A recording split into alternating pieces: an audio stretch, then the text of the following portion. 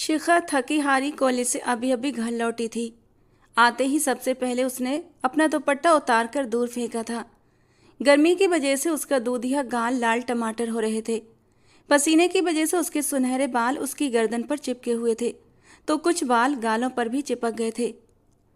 अम्मा, खाने के लिए क्या है आज? बहुत भूख लगी है। सुबह लेट हो रही थी, इसलिए जल्दबाजी में नाश्ता भी नहीं कर पाई थी, और फिर कैंटीन में भी कुछ नहीं खाया था। और अब इतनी तेज भूख लगी है कि चूहे मेरे पेट में कबड्डी खेल रहे हैं। बस जो भी है जल्दी से मेरे आगे परोस दें। अब मुझसे भूख बर्दाश्त नहीं हो रही। जल्दी से बैग एक तरफ को फेंकती हुई अपने पैरों को जूतों से आज़ाद करने लगी और उन्हें हल्के हल्के मसाज करने लगी। अपनी जल्दबाजी में उसने अपनी माँ को देखा ही नहीं था, जो परेशानी में इधर से उधर चक्कर लगा रही थी। और जब माँ की ओर से कोई जवाब नहीं आया तो उसने मुड़कर अपनी माँ को देखा था। माँ को यूँ परेशान देखकर वो भी परेशान हुई थी। क्या बात है अम्मा, आप इतनी परेशान क्यों हैं? कितनी ही देर तक वो शिखा को खाली खाली नज़रों से देखती रहीं। शिखा, मेरा दिल बहुत घबरा रहा है, जैसे कोई बहुत बड़ी अनहोनी होने वाली है। कैसी बातें कर रही हैं अम्मा? अनहोनी कैसी? आप ज़्यादातर मुझे ही लेकर डरी सहमी रहती हैं कि कहीं मेरे साथ कुछ गलत ना हो जाए। और अब देखिए, मैं आपके सामने सही सलामत कॉलेज से लौट आई हूँ। वो हल्के फुल्के शरारती अंदाज में बोलते हुए अपनी माँ के गले में बाहें डाल गई। तुमसे तो बस बातें बनवा लो। उन्होंने प्यार से बेटी के गाल पर हाथ रखा और मन ही मन में उसे बुरी नज़र से बचाने के लिए भगवान से प्रार्थना कर डाली। ये सच भी था, उन्हें सबसे ज़्यादा चिंता शिखा की ही रहती थी, और वजह थी शिखा का बेपनाह हुस्न, उसकी बेपनाह खूबसूरती। पता नहीं इतनी गरीबी में भगवान ने उनके घर में ये दमकता हुआ हीरा कहाँ से पैदा कर दिया था। जो भी उसे देखता दांतों तले उंगली दबाता था। बचपन से ही हर कोई उस नर्म नाजुक सफ़ेद मोम की गुड़िया को अपनी गोद में लेने के लिए मचलता था। जैसे जैसे शिखा बड़ी होती गई उसका रंग रूप और भी निखरता चला गया। और जैसे ही शिखा ने जवानी की दहलीज पर कदम रखा, उसकी खूबसूरती से गंगा जी अंदर ही अंदर डरने लगी थीं। गरीबों के लिए खूबसूरती भी एक अभिशाप होती है। और फिर उन्होंने शिखा को सबकी नज़रों से छुपा कर रखना शुरू कर दिया। सुनहरा दमकता रंग गुलाबीपन लिए हुए था, नेचुरल गुलाबी होंठ, सुनहरे घुंघराले लंबे घने बाल, बल खाता खूबसूरत बदन, सुनहरी आंखों की ऐसी चमक जो किसी को भी एक पल में दीवाना कर दे। कभी कभी तो वो शिखा का इतना हुस्न देखकर एक ठंडी आह भर कर रह जाती थी और कहती, शिखा, क्या ज़रूरत थी कि भगवान ने तुझे इतना दिल खोलकर हुस्न दे दिया। हर वक्त तेरी वजह से मेरा दिल कांपता रहता है कि कहीं तेरे ऊपर किसी की नीयत खराब ना हो जाए। ये तो तेरी जिद की वजह से मजबूर हूँ, वरना मैं नहीं चाहती तू घर से बाहर कदम भी निकाले। लेकिन तुझे तो बस पढ़ाई का भूत सवार है। आपको इसमें भी मेरा कसूर लगता है कि भगवान ने मुझे इतनी खूबसूरती दी है? और जैसा कि आपने मुझसे कहा है, मैं बिल्कुल वैसे ही कॉलेज जाती हूँ और चुपचाप लौट भी आती हूँ, अपने आप को बहुत अच्छे से कवर करके। पता भी है आपको, आपकी वजह से मुझे कॉलेज में अपनी सहेलियों से कितनी बातें सुनने को मिलती हैं। वो सब कहती हैं कि मैं बिल्कुल बहन जी टाइप बनकर रहती हूँ, लेकिन मुझे किसी की परवाह नहीं, बस अपनी माँ की परवाह है। कहते कहते उसने अपनी माँ के गालों को चूम लिया था। अच्छा बस बस, ज़्यादा मस्का मत लगा।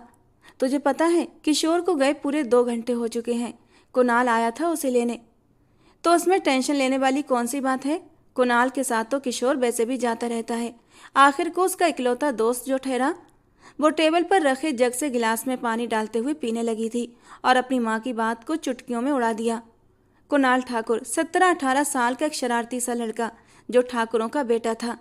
शिखा को पसंद भी बहुत था, बिल्कुल अपने भाई किशोर की तरह।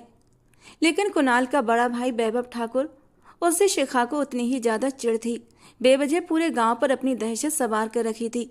वैभव ठाकुर का सोचते हुए शिखा का गला तक कड़वा हो गया था। उसके उलट कुणाल ठाकुर उतना ही नरम दिल और प्यार करने वाला इंसान था। शिखा को दीदी और शिखा की माँ गंगा जी को अपनी माँ की तरह मानता था, और किशोर को बिल्कुल अपने सगे भाई की तरह। अरे नहीं शिखा, बात ये नहीं है। अगर कुणाल और किशोर कहीं भी आते जाते हैं तो मुझे इतनी टेंशन नहीं होती, लेकिन आज जब कुणाल किशोर को लेने आया तो उसके पास गाड़ी भी थी, और वो बिना ड्राइवर और बिना बॉडीगार्ड्स के आया था, यानी खुद गाड़ी ड्राइव करके लाया था, और किशोर को भी अपने साथ बिठाकर ले गया। मैं मना करती रह गई, लेकिन किशोर ने मेरी एक न सुनी। कुणाल और किशोर अभी इतने बड़े नहीं हुए हैं शिखा कि इस तरह गाड़ी लेकर अकेले घूमने निकल जाएं। हो न हो जरूर वो अपने घर वालों से छुपकर गाड़ी लेकर आया होगा। और तू तो जानती है ना कुणाल ठाकुर के कितने दुश्मन हैं जो इस इलाके में घूम रहे हैं। मेरा किशोर तो एक सीधा साधा शरीफ सा लड़का है, लेकिन लेकिन कहीं वो कुणाल की दुश्मनी की भेंट न चढ़ जाए। गंगा जी की बात पर शिखा ने बुरा सा मुंह बनाया था। अम्मा, कैसी बातें कर रही हो? आपको किशोर के साथ साथ कुणाल की भी परवाह करनी चाहिए। उल्टा आप कुणाल की परवाह न करके किशोर की ही परवाह कर रही हैं, जो आपके बेटे किशोर से अपनी जान से ज़्यादा प्यार करता है। उसे कुणाल करीब बुरा लगा था कि उसकी माँ सिर्फ किशोर की परवाह कर रही थी, ना कि कुणाल की। हालांकि उसकी माँ की बात 100% सही थी। कुणाल यूँ अकेले कहीं आया जाया नहीं करता था, उसके साथ उसका एक बॉडीगार्ड हमेशा रहता था। लेकिन आज जैसा कि उसकी माँ बता रही थी, वो अकेला था और गाड़ी लेकर आया था। शिखा को भी अगले ही पल किसी अनहोनी का एहसास हुआ था। आप मेरे लिए खाना तैयार रखें, मैं अभी उन दोनों का पता लगा कर आती हूँ। वो जल्दी से पैरों में चप्पल पहनती हुई, कंधे पर अच्छे से दुपट्टा फैलाती हुई बाहर निकल गई। लेकिन वो नहीं जानती थी कि आज के बाद उसकी ज़िंदगी में एक ऐसा तूफान आने वाला था जो सब कुछ बहा कर ले जाता। जल्दी जल्दी चलती हुई वो उस इलाके की ओर निकल गई जो कुणाल और किशोर का फेवरेट इलाका हुआ करता था। बहते झरनों की खूबसूरत आवाज़, कहीं कहीं पर बने हुए इक्का दुक्का घर, खूबसूरत हरा भरा ये इलाका शिखा को भी बहुत पसंद था। लेकिन उसकी अम्मा उसे घर से कम ही निकलने देती थीं। उसे पता था किशोर और कुणाल इधर ही आए होंगे। चारों तरफ अपनी हिरनी जैसी निगाहों से देखती हुई वो आगे बढ़ती जा रही थी और फिर कुछ ही दूरी पर शिखा को वो दोनों दिखाई दिए थे और एक सुकून भरी मुस्कान ने शिखा के होठों को छुआ था। लेकिन अगले ही पल उसकी चीख निकलते निकलते बची थी। किशोर अपने हाथ में गिन लिए खड़ा था और उसे उलट पुलट कर देख रहा था, जबकि कुछ ही दूरी पर कुणाल किसी से फ़ोन पर बात कर रहा था और अब फ़ोन बंद करते हुए वो कुणाल से कुछ कह रहा था। लेकिन किशोर की गिन का रुख अब कुणाल की ओर था। वो जल्दी से किशोर की ओर लपकी थी कि तभी एक गोली चली थी जिसकी गूंज दूर तक सुनाई दी थी। उस गूंज में पेड़ों पर बैठे परिंदे भी फड़फड़ाकर उड़ गए थे। वहां मौजूद उन दोनों लोगों को समझ ही नहीं आया था कि अभी अभी आखिर हुआ क्या था। गोली की वो गूंज धीरे धीरे खामोश होती चली गई थी और फिर सब तरफ खामोशी का राज था। शिखा जो हैरान आंखों से किशोर की ओर देख रही थी, कुछ बोलने की कोशिश कर रही थी लेकिन बोल नहीं पा रही थी। बस फटी फटी निगाहों से कभी किशोर को तो कभी खून से लथपथ कुणाल को देख रही थी। बहुत हिम्मत करके उसने अपने होंठ खोले थे। किशोर, किशोर, ये क्या किया तुमने? शिखा ने 18 साल के किशोर के हाथ से वो गिन छीनी, जो हैरानी से अब अपने दोस्त कुणाल ठाकुर को गिरता देख रहा था। और फिर देखते ही देखते वो खून में बुरी तरह लथपथ हो चुका था। किशोर, ये तूने क्या कर दिया? कुणाल के होंठ मुश्किल से खुले थे। वो हैरत भरी निगाहों से किशोर को देख रहा था। उसकी आंखों में अविश्वास की चमक थी कि उसकी जान से प्यारे दोस्त ने उसकी जान ले ली। किशोर, शिखा ने रोते हुए उसका नाम पुकारा तो वो जो अपने होशो हवास खोता महसूस कर रहा था, बहन की ओर डरी हुई निगाहों से देखने लगा। शिखा ने डरते हुए कुणाल ठाकुर की ओर देखा था, जो देखते ही देखते अपनी सांसें खोता चला गया। किशोर, ये क्या कर दिया तुमने? कुणाल, कुणाल की जान कैसे? किशोर, कैसे आखिर? वो तो तुम्हारा दोस्त था ना? अपनी जान से भी ज़्यादा तुम उससे प्यार करते थे। फिर भला उसकी जान? शिखा टूटे फूटे शब्दों में बोल रही थी। बेबसी और दुख से उस 18-19 साल के कुणाल के ठंडे वजूद को देखा, जिसकी आंखें अब भी खुली हुई थीं। लेकिन अब जिंदगी की चमक उन आंखों में नहीं थी कि तभी शिखा को दूर से गाड़ियां आती दिखीं तो उसका दिल सूखे पत्ते की तरह कांप उठा। वो घबराकर अपने भाई किशोर की ओर मुड़ी, जो अब भी डर से हल्के हल्के कांप रहा था। पसीने से पूरा तर बतर हो चुका था। इससे पहले कि ठाकुर कुणाल के लोग वहां पहुंचते, मुझे किशोर को यहाँ से निकालना होगा, वो जल्दी से मन ही मन बोली थी। वो लोग मेरे भाई को नहीं छोड़ेंगे। वो बहुत जालिम लोग हैं और आज तो उनका भाई इस दुनिया से चला गया। वो बहुत सख्त और भयानक सजा देंगे किशोर को। नहीं, मैं किशोर को कुछ नहीं होने दूंगी। गिन हाथ में थामे वो दिल ही दिल में पक्का इरादा करते हुए किशोर की तरफ मुड़ी थी। किशोर, मेरे भाई, इधर देखो। तुम जाओ यहाँ से, जल्दी जाओ, वो उसे होश दिलाती धक्का देते हुए बोली। आंसू सुनहरी आंखों से बहकर गुलाबी गालों पर फिसल रहे थे, जिन्हें वो बार बार बेदर्दी से साफ कर रही थी। किशोर, जाओ यहाँ से, सुनाई नहीं देता कि मैं क्या कह रही हूँ? जल्दी करो, वो लोग करीब आते जा रहे हैं। वो तुम्हें नहीं छोड़ेंगे किशोर, वो लोग तुम्हारी जान। शिखा खुद को मजबूत बनाते हुए और अपनी आंखों के बहते आंसू रोकते हुए बोली, जबकि शिखा के बार बार झंझोड़ने पर किशोर को थोड़ा होश आया था। उसने आंखें फाड़ कर एक नज़र बेजान पड़े कुणाल को देखा था और फिर अपनी रोती बिलखती बहन को देखा। मैंने नहीं मारा, किशोर हकलाते हुए कुणाल की तरफ देखता हुआ बोला। हाँ, तुमने नहीं मारा, मैंने मारा है, बस तुम जाओ यहाँ से, शिखा ने चिल्लाते हुए उससे कहा। तो किशोर ने ना समझी से उसकी तरफ देखा। नहीं दीदी, मैंने नहीं मारा उसे। वो कुछ और भी कहने की कोशिश कर रहा था, लेकिन शिखा ने पलटकर उन गाड़ियों को पास आते देखा तो वो तड़प कर किशोर की तरफ पलटी थी। प्लीज किशोर, जाओ यहाँ से, तुम्हें मेरी कसम है, पलट कर मत देखना। दीदी, मैं आपको छोड़कर नहीं जाऊँगा, नहीं जाऊँगा। वो बहुत जालिम लोग हैं, वो आपको नहीं छोड़ेंगे दीदी। आप भी मेरे साथ चलें, वरना मैं आपको यहाँ अकेले छोड़कर हरगिज नहीं जाऊँगा, किशोर ने लहजा मजबूत बनाते हुए कहा। अगर तुम नहीं गए तो मैं इसी गन से अपनी जान ले लूँगी। जाओ। शिखा ने इस बार गन अपनी कनपट्टी पर रख दी। किशोर तड़प ही तो गया था। प्लीज़ दीदी, हाथ नीचे करें, अगर आपको कुछ भी हो गया तो मैं भी जिंदा नहीं रहूँगा। वो एक कदम शिखा की ओर बढ़ा था। जाओ, वो जोर से चिल्लाई थी, तो मजबूरन किशोर को वहाँ से निकलना पड़ा। पर वो वहाँ से गया नहीं था। वो एक दीवार के पीछे जाकर छुपकर खड़ा हो गया। शिखा को लगा कि वो चला गया है। 3 गाड़ियां एक के बाद एक वहां आकर रुकी थीं। एक गाड़ी से बिजली की तेजी से ठाकुर वैभव उतरा था। कुणाल के जख्मी और बेजान शरीर को देखकर ऐसा लगा कि वैभव के शरीर से भी जान निकल गई हो। वो तड़प कर कुणाल की ओर भागा था और कुणाल के पास पहुंचकर उसकी कमर में हाथ डालकर उसका सिर अपने सीने से लगाया था, लेकिन उसका सिर एक तरफ को ढलक गया। ठाकुर वैभव को लगा उसी पल उसकी आत्मा भी उसके शरीर से अलग हो गई हो। कुणाल, कुणाल, आंखें खोलो मेरी जान, वो उसे पागलों की तरह झंझोड़ रहा था। उसके गार्ड्स उसके चारों ओर बिखरे पड़े थे, जबकि दूर खड़ी शिखा डर से कांपते हाथों में गन थामे सहमी नजरों से वैभव ठाकुर को देख रही थी। वो जानती थी ये ठाकुर बहुत जालिम है। नया नया ठाकुर बना था और बनते ही पूरे गांव पर उसकी दहशत के झंडे गड़ गए थे, लेकिन शिखा उससे नहीं डरती थी। यही वजह थी कि वो उसकी आंखों में आंखें डालकर बात करती थी। शिखा को उसके साथ हुई अपनी पहली मुलाकात याद आ गई। बारिश का जोर टूटा था तो वो बाहर निकली थी। सुनसान सड़क पर तेज तेज चलती वो घबरा भी रही थी। करीबी सिलाई सेंटर में वो शाम के वक्त जाया करती थी, क्योंकि उसकी माँ ने कहा था पढ़ाई के साथ साथ कुछ हुनर भी सीख लो बेटा, क्योंकि हम गरीबों के पास हाथ के हुनर के अलावा होता ही क्या है। गरीबी में 2 वक्त की रोटी खाने के लिए कुछ न कुछ हुनर आना चाहिए। और इसीलिए उसकी माँ गंगा जी उसे पास के सिलाई सेंटर में ले गई थी और तब से वो रोजाना ही सिलाई सीखने सिलाई सेंटर जाया करती थी। आज बारिश की वजह से वो लेट हो गई थी कि अचानक ही पास से गुजरती एक गाड़ी ने उस पर कीचड़ उछाला था। शिखा के सारे कपड़े उस कीचड़ से लथपथ हो गए थे, यहाँ तक कि उसके चेहरे पर भी कीचड़ उछलता हुआ लगा था।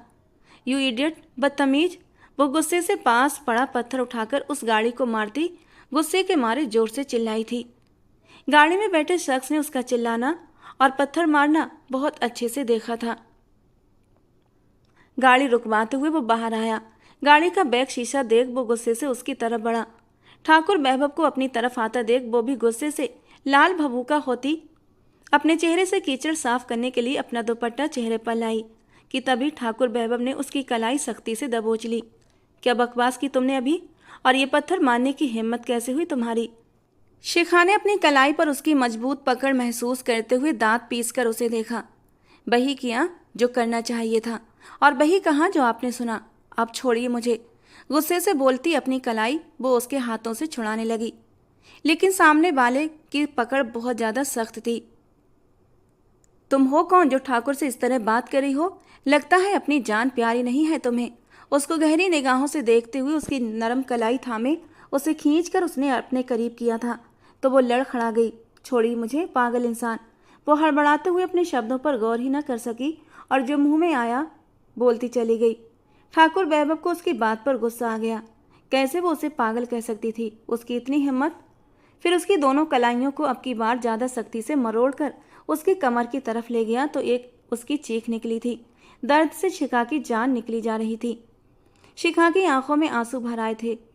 जुबान कैंची की तरह चल रही है तुम्हारी, काट कर, और अगर आइंदा मेरे रास्ते में आने की जरूरत मत करना वरना तुम्हारी जान अपने हाथों से निकाल लूंगा। झटके से उसे छोड़ता हुआ वो जाकर उसी कीचड़ में गिरी थी।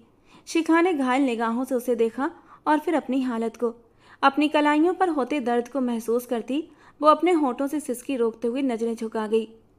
उस वक्त सड़क पर कोई नहीं था वरना उसे कितनी शर्मिंदगी का सामना करना पड़ता। उसकी घायल आंखों को देखते हुए एक पल को वैभव ठाकुर का दिल डूब कर उभरा था, लेकिन अगले ही पल वो अपनी आंखों पर चश्मा चढ़ाते हुए वहां से अपनी गाड़ी की ओर बढ़ गया और गाड़ी को आगे की ओर बढ़ाने लगा। जालिम ठाकुर। वो अपने आंसू जब्त करती, मुश्किल से उठती, अपने चेहरे को साफ करती अपने घर की ओर चल पड़ी। सिलाई सेंटर जाने का इरादा उसने अब छोड़ दिया था। घर पहुंची तो माँ उसे कीचड़ में यूं लथपथ देखकर हैरान रह गई। ये क्या हाल बना रखा है शिखा तूने? कीचड़ में कैसे गिरी? माँ शावल लेकर आती हूँ, बाद में बात करती हूँ आपसे। बाथरूम में जाते ही वो माँ की नज़रों से ओझल हो गई थी। चेहरे पर पानी डालते हुए वो गहरी सांसें भरते हुए उस जालिम ठाकुर के बारे में सोचती रह गई कि तभी ठाकुर वैभव की दिल दहला देने वाली चीखों पर एकदम से वो अपने ख्यालों से बाहर आई थी। वो चीख चीख कर कुणाल को उठाने की कोशिश कर रहा था और जब कुणाल ना उठा तो उसने एक जोरदार चीख मारी थी। कुणाल को वहीं आराम से लिटाते हुए वो जख्मी शेर की तरह शिखा की ओर बढ़ा था और शिखा का दिल सूखे पत्ते की तरह कांपने लगा था। अगर किसी को अपनी जिंदगी प्यारी ना हो तो वो ठाकुर वैभव से पंगा लेता है, और तुमने भी आज ठाकुर वैभव के दिल पर चोट की है, ऐसी चोट कि जिसका जख्म पूरी जिंदगी भर नहीं सकता। जानती हो, ये जो सामने बेजान शरीर के साथ पड़ा है ये कौन था? मेरा बच्चा था, मेरा छोटा भाई, जिसे मैंने अपनी औलाद की तरह पाला था। अपने हाथों से मैंने इसे निवाले बना बना कर खिलाए थे। भाई भाई कहते इसकी जबान नहीं थकती थी। इसकी आंख का एक आंसू भी मेरे दिल पर गिरता था और उसकी आंख में आंसू लाने वाले को मैं ऐसी सजा देता था कि उसकी आत्मा भी रो पड़ती थी। और तुमने तो उसकी सांसें ही खींच ली, तो सोचो मैं तुम्हें क्या सजा दूंगा। आगे बढ़ते हुए उसने एक जोरदार थप्पड़ शिखा के मुंह पर मारा था और वो लड़खड़ाकर दूर गिरी थी। ठाकुर वैभव ने अपनी आंखों में आए आंसुओं को साफ किया और दोबारा से अपने भाई कुणाल के पास आया था। उसे बाहों में लेकर अपनी गाड़ी की ओर बढ़ा और अपने आदमियों को इशारा कर दिया कि इस लड़की को साथ लेकर चलो। और शिखा जो खुद के लिए पहले ही कड़ी से कड़ी सजा के बारे में सोच चुकी थी, अब दुख से उसने अपनी आंखें जोर से कसकर बंद कर ली थीं। चुपचाप उन लोगों के साथ चलती चली गई। बस दिल को एक सुकून था कि उसने अपने भाई किशोर को बचा लिया था, लेकिन कब तक उसका भाई इस जालिम ठाकुर के कहर से बच सकता था वो नहीं जानती थी। जबकि किशोर दीवार के साए में खड़ा बेआवाज आंसू बहाते हुए अपनी बहन के साथ होते इस जुल्म को देख रहा था। उसका जी चाहा भागकर ठाकुर वैभव के सामने जाकर खड़ा हो जाए और कहे कि कुणाल को मेरी बहन ने नहीं मारा, वो बेकसूर है। लेकिन उसे पता था ठाकुर वैभव बहुत जालिम आदमी है। वो उसकी बहन के साथ साथ उसे भी अपने साथ ले जाता और दोनों बहन भाइयों को सख्त से सख्त सजा देता। किशोर ने जल्दी से अपने आंसू साफ किए। नहीं, मुझे अपनी बहन को बचाना होगा। भले वैभव ठाकुर मेरा कुछ भी अंजाम करें, लेकिन मैं अपनी बहन को तकलीफ नहीं पहुंचाने दूंगा। खुद से पक्का इरादा करते हुए किशोर आगे की ओर बढ़ा था।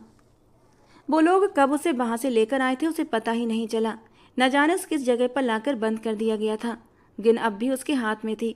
किसी ने उसे एक सवाल तक नहीं पूछा था। वो चुप थी, बिल्कुल चुप। वो आंसू भी नहीं बहा रही थी। वो एक ही जगह स्थिर खड़ी थी और आने वाले पलों में अपनी सजा का अनुमान खुद से ही लगा रही थी, जो यकीनन मौत से कम तो बिल्कुल भी नहीं होगी। किशोर, बेख्तियार उसका ध्यान किशोर की ओर चला गया। बस वो कोई गड़बड़ न कर दे। अगर उसे कुछ हो गया तो मेरी माँ तो जीते जी मर जाएगी। उसके दिल में एक टीस उठी थी और उसने आंखें मींच लीं। ठाकुर हवेली में इस वक्त एक कोहराम सा मचा हुआ था। आखिर कुछ जवान मौत हुई थी हवेली में। हंसता मुस्कुराता कुणाल ठाकुर मौत की नींद सो गया था। ठकुराइन जी का तो रो रो कर बुरा हाल था। उनका जवान बेटा इस वक्त हवेली के बड़े से आंगन में मौत की नींद सोया हुआ था। हर आंख नम थी। जवान 18 साल का लड़का, माँ की आंखों का तारा, अपने भैया की जान, वो उन सबको रुलाता हुआ छोड़कर जा चुका था। वैभव ठाकुर, मेरा बच्चा मुझे वापस ला दो, मैं मर जाऊंगी, नहीं जी पाऊंगी अपने बच्चे के बिना। ठकुराइन की रुआसी आवाज़ वैभव ठाकुर को झकझोर कर रख गई थी। वो शौक से बाहर आया। उसके कपड़ों और हाथों पर अब भी कुणाल ठाकुर का खून लगा हुआ था। बेटा, अर्थी ले जाने का वक्त हो गया है, ज़्यादा देर नहीं रख सकते, नीलेश मामा ने वैभव ठाकुर के कंधे पर हाथ रखते हुए कहा। तो वो अपने भाई को एक नज़र देखता हुआ तड़प उठा था। आंखों के कोने नम हुए। मैंने कहा ना, मुझे स्पोर्ट्स बाइक चाहिए तो बस चाहिए, वरना। कुणाल की धमकी पर वैभव ठाकुर ने उसे घूर कर देखा था। वरना क्या? उफ भाई, अब इस कदर घूर कर पूछेंगे तो ये छोटा सा बच्चा जान से जाएगा। कल ही तो उसने स्पोर्ट्स बाइक की जिद की थी और आज वो बाकी जान से चला गया। दुख था, दर्द था और एक मलाल था। राम नाम सत्य है के साथ आरती उठाई गई थी। ठकुराइन जी बहुत ज़्यादा रो रही थी। मेरा बच्चा, मेरा कुणाल, मुझे वापस ला दो, वो बस रोए जा रही थी। वैभव ठाकुर ने उन्हें संभालना मुश्किल हो रहा था। मयूरी ने आगे बढ़कर ठकुराइन जी को संभाला। उसकी आंखें भी नम थीं, लेकिन इस वक्त उसे खुद को भी संभालना था और इस घर के हर शख्स को भी।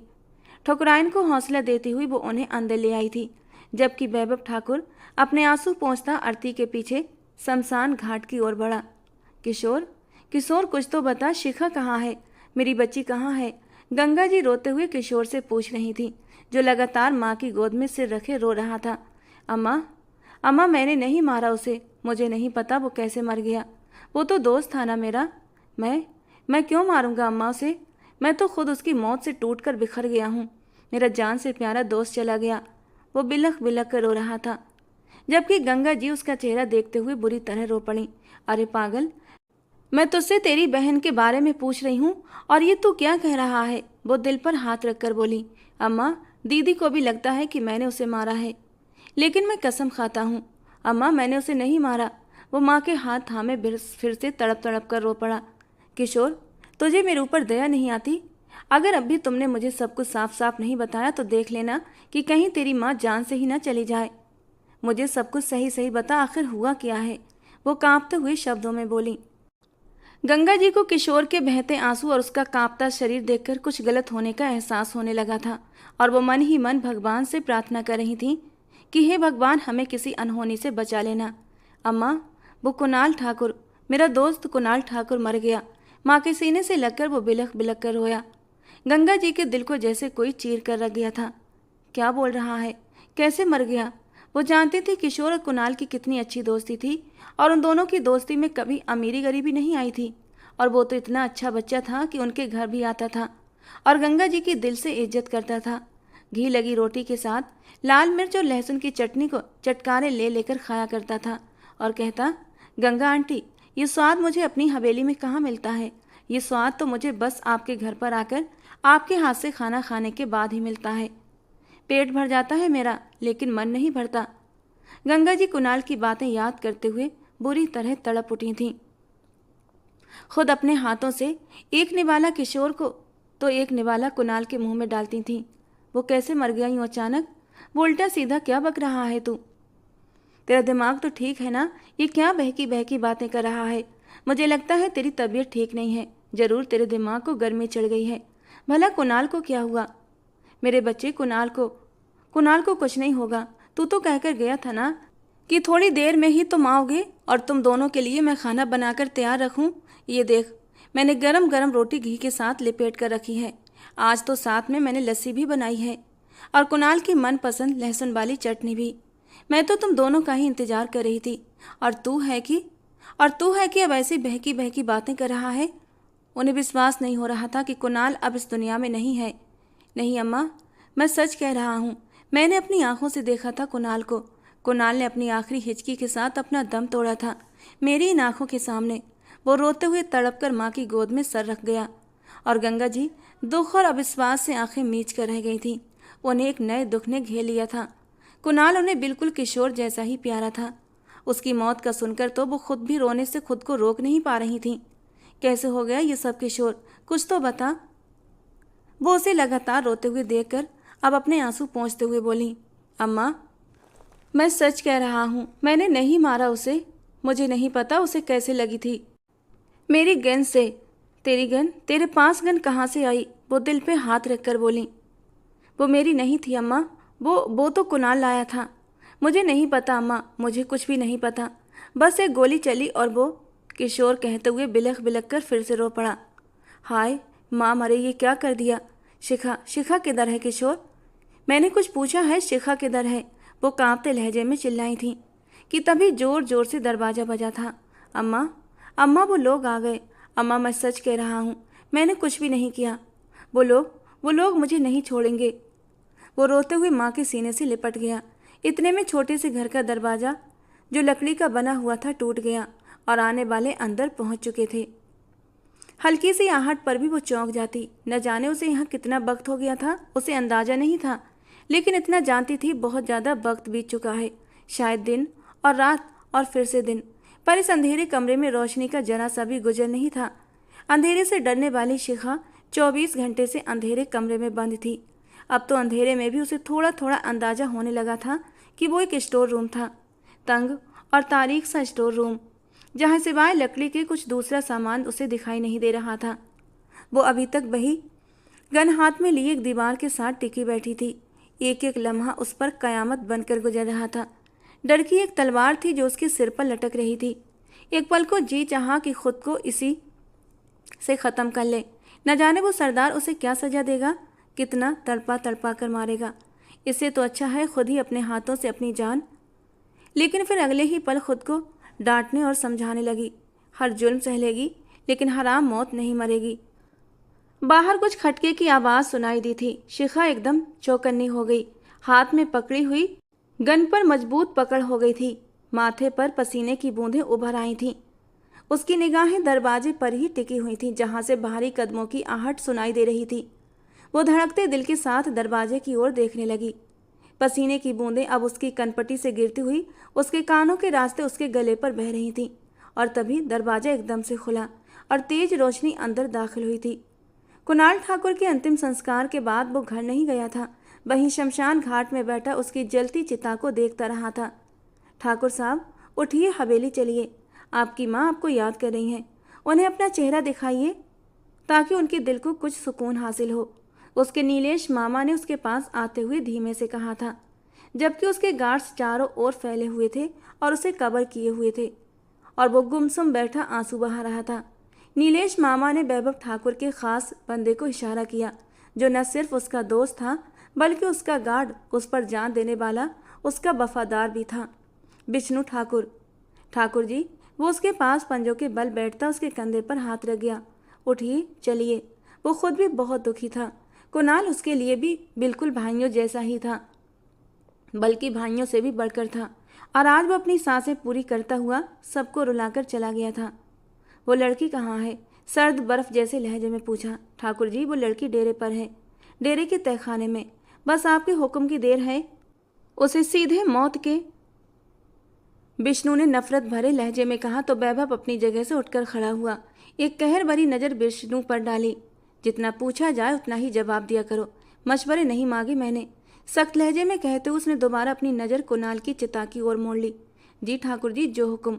विष्णु ने सर झुकाते हुए एकदम अपने कदम पीछे लिए थे। कुणाल ठाकुर, वैभव ठाकुर का इकलौता भाई, आज मैं तुम्हारी चिता के सामने कसम खाता हूँ, जिसने भी मेरे जान से प्यारे जिगर को मारा, उतनी ही बेरहमी से उससे भी उतनी ही सख्त सजा दूंगा उसे। जीना मुश्किल कर दूंगा उसका, ये वादा है मेरा तुमसे। वो उसकी चिता को देखते हुए एक अलविदाई नज़र डालता लंबे लंबे डग भरता शमशान घाट से बाहर निकल गया। सबने उसकी चौड़ी पीठ को देखा था। वो इस इलाके के सब कबीलों का सरदार था। वैभव ठाकुर उसके बाप दादा परदादा के ज़माने से ठकुराई चली आ रही थी।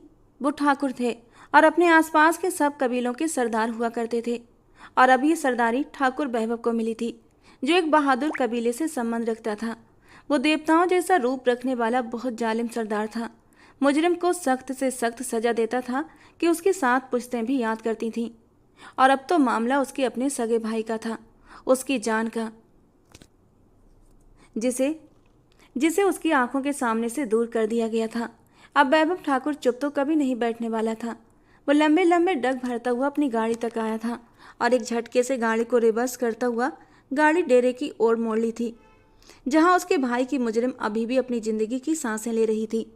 पीछे पीछे उसके गार्ड्स भी अपनी गाड़ियों में आ रहे थे।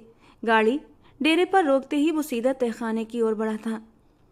कांपते हाथों से शिखा ने अपने गन का रुख आने वाले की ओर किया था, जबकि अपनी तरह जगह से वो हिल भी नहीं सकी थी।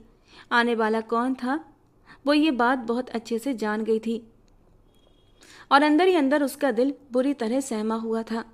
उसकी हिरनी से सुनहरी रंगत वाली आंखें इस वक्त और भी ज्यादा चमक रही थीं, जिनमें एक अजीब सी कशिश थी। वैभव ने तहखाने का दरवाजा खोला तो एक रोशनी पूरे कमरे में भर गई थी। सामने खड़ी लड़की उसे इस तरह गन ताने देखकर उसके लबों पर एक जख्मी सी मुस्कान आई थी, जबकि शिखा को पहले से मालूम था कि ये वैभव ठाकुर ही होगा। इसके बावजूद भी वैभव ठाकुर को अपने सामने देखकर उसके हाथ बुरी तरह कांपने लगे थे। डर के मारे उसका चेहरा सफ़ेद पड़ चुका था और वो जमीन पर बैठती चली गई थी। वैभव ठाकुर भी बिल्कुल उसके सामने बैठता उसकी आंखों में आंखें डालकर देखने लगा। काली सिहा आंखें इस वक्त सुनहरी आंखों में पिघल कर एक अलग ही चमक पैदा कर रही थीं, जबकि शिखा के हाथ अब भी लगातार गन पर कांप रहे थे।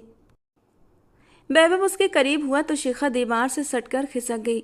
खबरदार, खबरदार जो मेरे पास आए सरदार, मैं तुम्हें भी मार दूंगी, जैसे जैसे तुम्हारे भाई को मारा। वो जैसे उससे भी ज़्यादा खुद को यकीन दिला रही थी। चलाओ चलाओ, वैभव ने दांत भींचते हुए बेखौफ होकर उसके बहुत करीब आते हुए उसकी गन का रुख अपने सीने पर किया। चलाओ ना, अब खामोश क्यों हो? वही ठंडा और बर्फ जैसा लहजा। शिखा का पूरा जिस्म डर के मारे कांपने लगा था। चलाओ, मैंने कहा चलाओ गोली, क्योंकि अब भाई के जाने के बाद जिंदगी जीने की उमंग मेरे अंदर से ख़त्म हो चुकी है। जिन हाथों से मेरे भाई को, उन्हीं हाथों से मुझे भी मौत की नींद सुला दो। हो सकता है मेरे मरने के बाद तुम्हें तुम्हारी ज़िंदगी मिल जाए। अगर मैं जिंदा रहा तो भूल जाओ कि तुम कल का सूरज भी देख सकोगी। वो ऊंची आवाज़ में दहाड़ा था। कांपते हाथों से शिखा ने कब ट्रिगर पर दबाव डाला, उसे खुद ही पता नहीं चला। उसने अपनी आंखें कसकर मींच ली थीं, पर गोली नहीं चली। हाँ, गोली नहीं चली थी। शिखा की सांसें गहरी हो गई थीं। कहर बरसाती नज़रों से वैभव ने उसे अपने सामने खड़ा किया और उसके हाथ से छीन ली। वो बहुत गहरी गहरी सांसें ले रही थी। उसे यकीन नहीं हो रहा था कि उसने गोली चलाई भी थी। उसने अपने हाथों को देखा, फिर सहमकर और घबराकर वैभव की ओर देखा। इसे चलाने से पहले इसका लॉक खोलते हैं। वो उसका लॉक खोलते हुए उसे बिना पलके झपकाए देख रहा था और फिर इसे ऐसे चलाते हैं। देखते ही देखते वैभव ठाकुर ने सारी की सारी दाईं तरफ दीवार पर चला दी थी। शिखा की चीखें बुरी तरह निकल गई थी। वो बुरी तरह कानों पर हाथ रखे चीखती हुई वैभव के सीने से लग गई। ये सब एक अनजाने से डर का असर था। वो बहुत बुरी तरह से डर गई थी और उसके सीने से लगी बुरी तरह चीखने लगी। वैभव ने उसकी कलाई से थाम कर उसे खुद से दूर धकेला और अगले ही पल उसके बालों को गर्दन के पीछे से पकड़कर खींचते हुए उसका चेहरा अपने सामने किया। कहाँ है तुम्हारा भाई? उसके सवाल पर शिखा के होश उड़ गए। नहीं, मैंने किया था वो सब कुछ। मेरे भाई का क्यों पूछ रहे हो? शिखा ने कांपते लहजे में कहा। अगर तुम बता दो कि तुम्हारा भाई कहाँ है तो यकीन मानो बहुत आसान सजा दूंगा उसे, वरना वैभव ठाकुर के कहर से तो पूरा इलाका थर थर कांपता है। नहीं नहीं, उसने कुछ नहीं किया। मैं हूँ तुम्हारे भाई की मुजरिम। सरदार वैभव ठाकुर, मुझे सजा दो। लेकिन मेरे भाई को नहीं, वो मासूम है, उसने कुछ नहीं किया। उसकी बातों से वैभव के पूरे वजूद में एक आग सी लगी थी। मासूम? मेरा कुणाल भी मासूम था, लेकिन मैं इतना ही जालिम और बेरहम हूँ।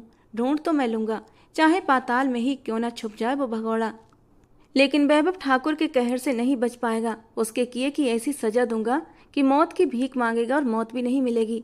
वो उसके बालों को जोर से दबोचते हुए कहर बरसाती और नफरत भरे लहजे में बोल रहा था। आप मुझे सजा दें, लेकिन मेरे भाई को छोड़ दें। दर्द की लहरें उसके पूरे सिर में उठ रही थीं। सजा तो तुम्हारी भी बनती है, अपने भाई को मौके से भगाने की। और वैभव ठाकुर किसी की छोटी सी गलती भी माफ़ नहीं करता, और ये तो बिल्कुल भी नहीं। उसने उसे जोर से धक्का दिया था कि वो लड़खड़ाकर दीवार के साथ जा लगी। उसका सिर दीवार से बुरी तरह टकराया था तो माथे पर गहरा घाव आया था। माथे से खून गिरता अब उसकी कनपट्टी पर बहने लगा था, लेकिन वो अपने होश संभालती वैभव की ओर मुड़ी थी। मेरे भाई को कुछ मत कहना वैभव ठाकुर, मैंने खुद को इस सज़ा के लिए चुन लिया है। जो भी सज़ा दोगे उफ तक नहीं करूँगी, चुपचाप सह लूँगी। लेकिन मेरे भाई की तरफ आंख उठाकर भी देखा तो तुम्हारी आंखें नोच लूंगी। वो ऊंची आवाज में वैभव को धमकाते उसके गिरेबान को थामे उसकी आंखों में आंखें डालकर बोलती चली गई थी। शिखा के कॉलर को थामे देख वैभव ठाकुर का जी चाहा कि थप्पड़ों से उसका चेहरा लाल कर दे, लेकिन उसकी हालत अभी ऐसी नहीं थी कि वैभव के एक थप्पड़ को भी सह सके। वैभव ने उसे पीछे दीवार की ओर धकेलते हुए उसकी दोनों कलाइयों को एक साथ दीवार पर लगाया था और कसकर पकड़ लिया। दूसरे हाथ से उसके जबड़े को जोर से दबोचा कि शिखा सिसक उठी। आइंदा मेरे गिरेबान पर हाथ डाला तो ये हाथ अलग कर दूंगा और ये जुबान चलाई तो इसे भी कुत्तों के आगे फेंक दूंगा, समझी तुम? उसके चेहरे पर अपनी गर्म सांसों की तपिश छोड़ता हुआ वो उसे वहीं धक्का देकर बाहर निकल गया था, जबकि तहखाने का दरवाजा एक बार फिर बंद हो गया था। शिखा ने एक दर्द भरी सिसकी ली थी। उसे बार बार बस किशोर की ही चिंता हो रही थी। नहीं, मेरे भाई किशोर को कुछ मत करना जालिम ठाकुर, वो मासूम है, उसने कुछ भी नहीं किया है, उसे कुछ मत कहना। गुनहगार वो नहीं, मैं हूँ। तुम्हारे भाई के गुनहगार को मारना चाहते हो ना, तो मुझे मारो, मेरे भाई को कुछ मत कहना। वो दरवाजे को बुरी तरह पीटती जा रही थी, लेकिन उसकी फरियाद सुनने वाला वहाँ कोई भी नहीं था, क्योंकि सरदार वैभव तो न जाने कब का तहखाने से निकल चुका था और तहखाना फिर से अंधेरे में डूब चुका था। वो दर्द की शिद्दत से चीखते हुए जमीन पर गिर पड़ी थी और कब उसकी आंखें बंद हो गईं उसे खुद भी पता नहीं चला। पूरा इलाका छान मारा है, लेकिन ना तो वो मिला है और ना उसकी माँ। विष्णु ठाकुर ने फोन पर वैभव ठाकुर को खबर दी थी। वो अभी अभी नहाकर बाहर निकला था, काला ट्राउजर पहने और ऊपर सफ़ेद सैंडो, अपने भीगे बालों को तौलिए से रगड़कर सुखा रहा था। मुझे वो हर हाल में चाहिए। कैसे इतने कम वक्त में वो गायब हो सकता है? ढूंढो उसे।